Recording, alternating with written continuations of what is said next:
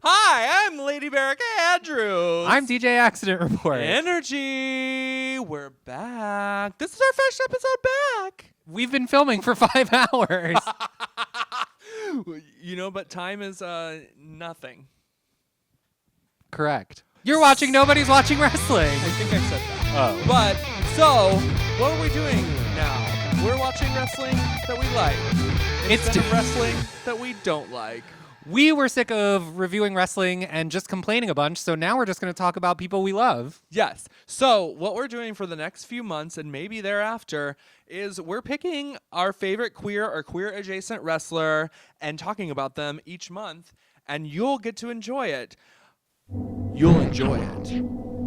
Okay? Who are we talking about today? We're talking about Mother Cassandro. Mother Cassandro, the Exotico. The original, the greatest, the iconic Exotico. Literally all of those superlative words that you could use for someone, you would use for them.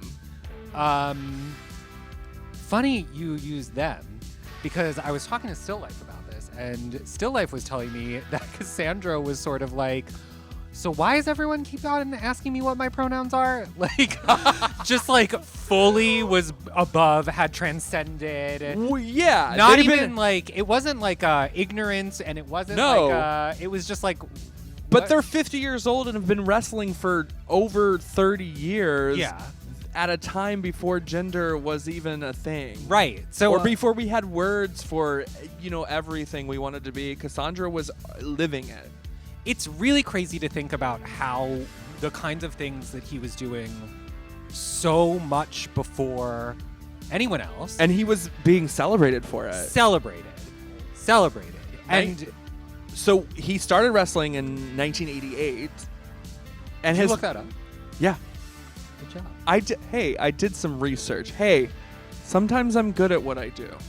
Sometimes I'm not. Today I'm good at what I do. Yes. Okay. You're in it. Look at this look. Look at this look. Look at this look. Look at this look. It's very Erica Lee. Look at this. Oh, yeah. The whole outfit was inspired by Erica Lee. 10 Yards. Sam Bradman at 10 Yards Clothing made this. Misty Meaner made this wig. And the artist formerly known as Vivica Galactica, Xenon TV, made these earrings. She's doing a full fantasy today, okay? You put on drag. I am doing drag. Wrestling, though. So, 1988, and she, I'm going to say, she's beyond pronoun, so she, they, theirs, him, world. Although when I interviewed Cassandro, I did think it was interesting because throughout history, people have referred to Cassandro as the drag queen wrestler. Cassandro is not a drag queen. No. Cassandro does not think of himself as a drag queen. He's introduced as the Liberace. Right. If that explains. Like, if you don't know Cassandro, what are you doing watching our show? Go Google watch Cassandro. Come on. And and in a month or two, we're going to be talking about Sonny Kiss, and you can literally see, we do watch a match with Cassandro. I'll introduce the matches in just a second, but you can literally see the lineage from Cassandro to Sonny Kiss. Let's talk about what matches we looked at for this episode. So what we're doing moving forward is we're going to watch 3 matches over the span of the artist's career. I said the artist. The artist is present in the ring. And we're going to watch these 3 matches and then just kind of generally speak about our thoughts. I'm not even on the right page. Exotico Legend. I have them in my phone as Exotico Legend Cassandro. So we went all the way back to 1992. We found a match. It's a tag team. They are with, oh my God, I didn't write her name down. Pimpinella Escalarta. Something like that, yes. Drag now us I feel bad. in the comments. Drag us. And they are going up against Los Reyes Tapatillos 1 and 2. They're at Arena Neza, and this is from October of 1992, y'all. You can see all the matches down below in the comments section? No, in the description of this video. Oh my God. This is our 4th year doing this shit. I am a professional. The second match we watch it's a 3-way match. Yes. with I Am the Provider and SEMA at IWC Legacy in February 2020 in Colorado. And then the final match we're watching, as we noted, is versus Cunty Kiss. Sonny Kiss. Sonny Kiss's evil twin is Cunty Kiss. Cunty Kiss. So it's with Sonny Kiss at Effie's Big Gay Brunch, which we didn't get booked for. October of 2020. They did this last fall. So, where do we start? Well, let's start from like history. Yeah. So, what did you notice about that like old school tag match that Cassandro was in?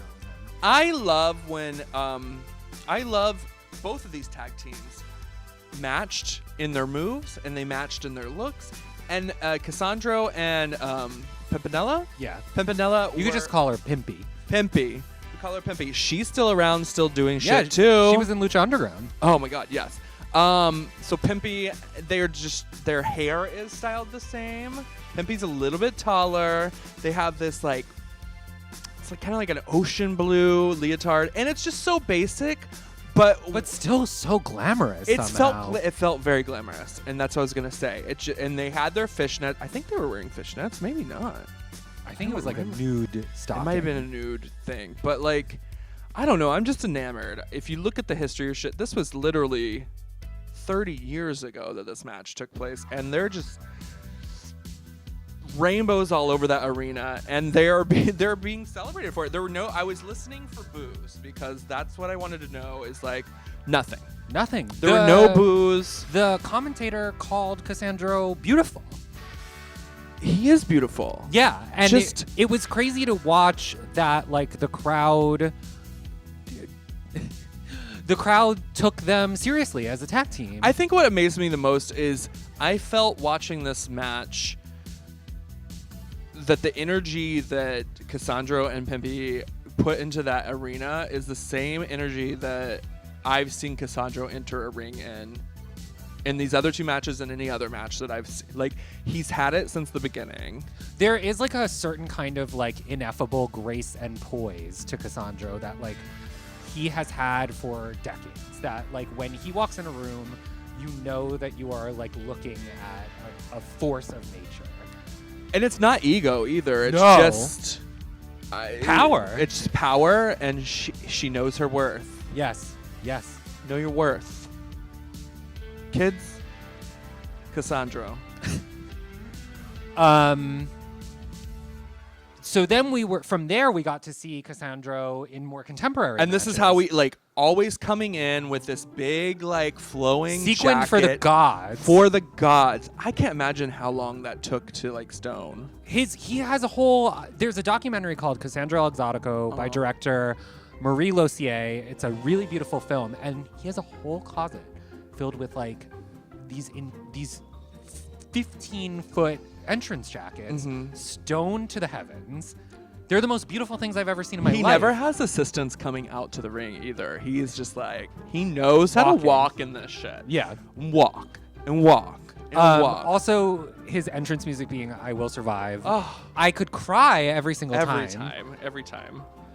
Jesus. And in that one three-way match, I don't even know where that was, but the crowd was obsessed with Cassandro. A contemporary crowd to this day screaming for Cassandro to kiss his opponent. They wanted him to kiss Is that what they were saying? Beso, yeah. Beso. Yeah, they wanted Cassandro to kiss his opponent, and like every woman in that room, every man in that room was so in love with him and just like had such a fondness for him. He represents queer culture, immigrant culture, Mexican culture, wrestling culture, history. And he can still fucking move. It's incredible. Like, I remember the first time I saw him do the tightrope on the top rope, and I'd never seen anybody do that before. And he does it at 50 years old. Flawlessly. Yes. Flawlessly. And there's such respect from the other wrestlers. Yeah, you could tell. So much respect, no matter who he's wrestling. And he's still doing, excuse me, and he's still doing dives off the goddamn, like, in between the ropes, like, doing, like, full tope suicidas out of nowhere. In the next match that we're talking about, there's a moment where Sonny tries to pin him, and just takes his leg, and the leg just goes over Cassandro's head. And I'm like, what? I can't even do that. A bendy hero. A bendy. And then, okay, so not just the intro jacket, but then like this thing he's been doing with, it's like a tuxedo jacket leotard. It's so crazy looking. It's so weird, but I'm into it. And he's still got that fluffy hair. The feathered hair. The feathered back hair that's like barely bleached. It's like orange, but it's like perfect. I love the moments where you can see Cassandro kind of standing like on the apron, like waiting to get in. Uh-huh. And there's just so much like, I don't know what else to say, but power in just like him standing. Well, he also honors the ring. Yeah, for sure. He really does. You can Yeah. tell that. He respects the sport and honor it. It's not just like... We're not even saying anything funny because we just have so much reference. So much. We're just gagging. So, yeah, that three-way was great. Did he end up winning that? Yeah, he ended up winning. Yeah. Yeah. You can watch all these matches. We've listed them in the description.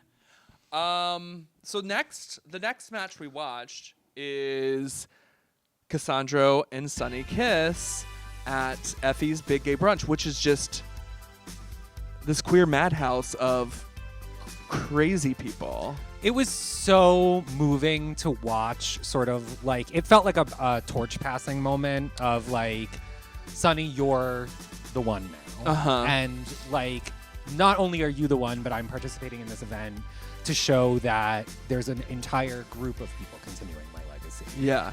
And it was so moving, and it was also a really fun match to watch. Uh-huh. The stakes seemed really high. I was really curious who would win. Cassandro, I don't know if he was selling or if he really fucked up his leg during that. He might have.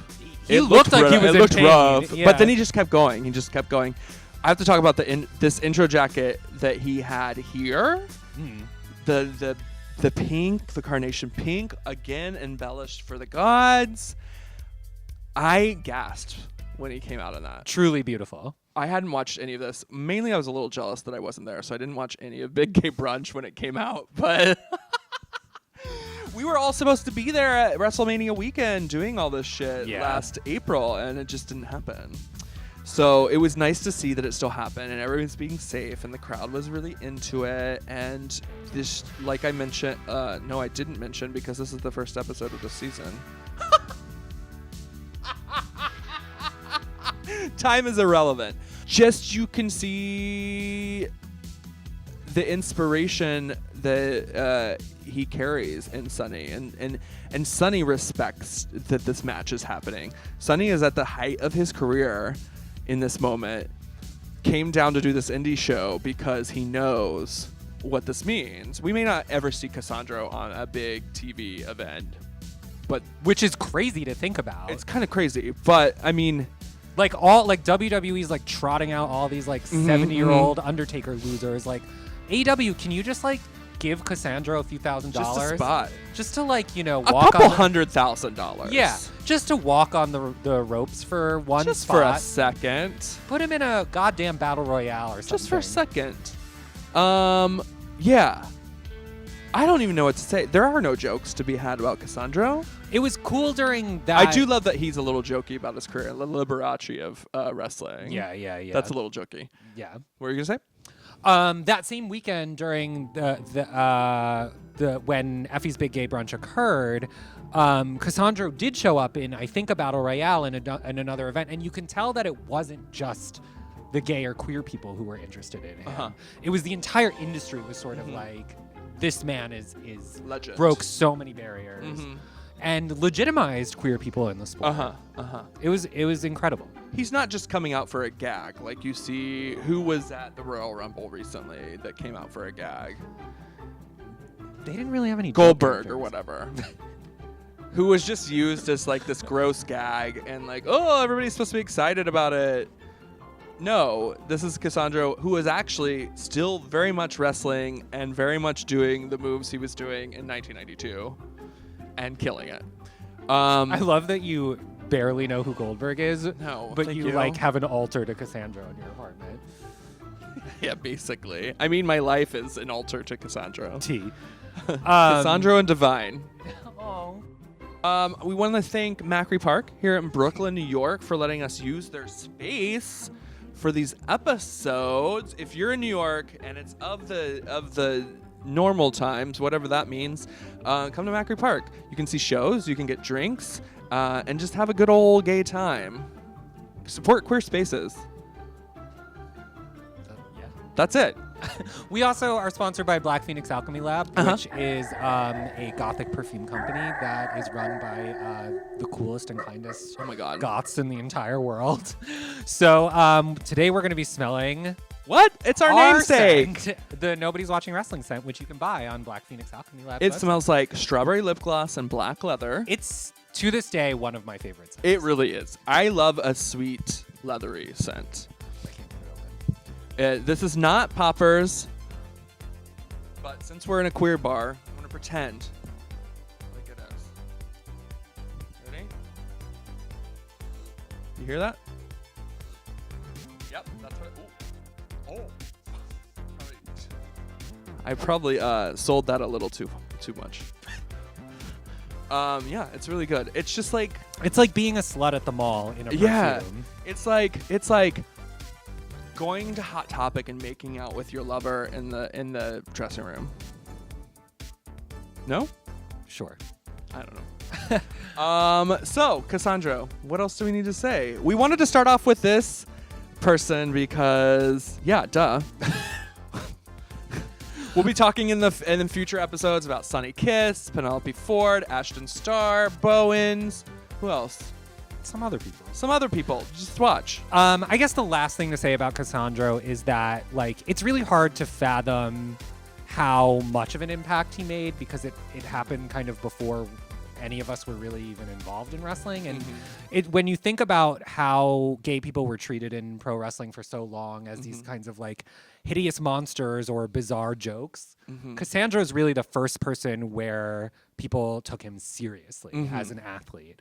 And now there's a whole world of openly gay, serious athletes. And It's just, take yourself seriously. Be who you are and go kill people. I mean, kill people. Don't kill people, but like murder them in the ring. Sure. Or Bye. like on the dance floor. Okay. You can murder them on the dance floor at Macri Okay, Park. we're done.